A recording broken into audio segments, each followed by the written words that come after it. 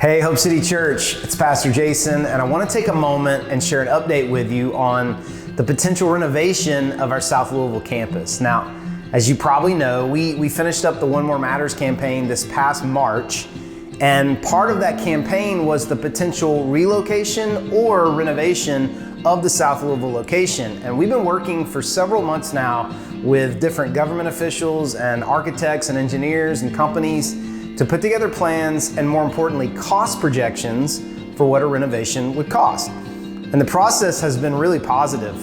We keep moving forward, doing our best to get the information we need to make the wisest decision possible.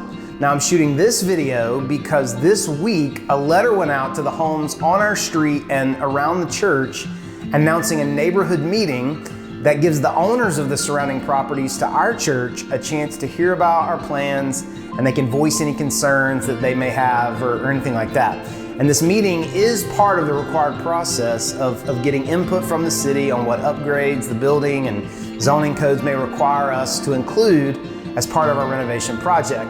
Now, our current building is almost 50 years old, so we're learning a lot about how these codes have changed during that time and how the cost of our potential project may be impacted by getting our existing property up to date.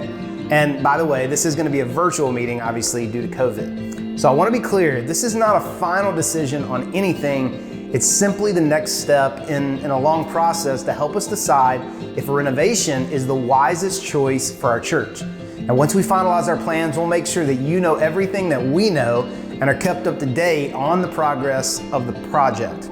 Now, COVID has made this process slightly more complicated, and it has drawn out the timeline some, but our elders and our finance team have been working to get all the information we need to make the wisest decision that we can for the church. So I'm asking you to be praying.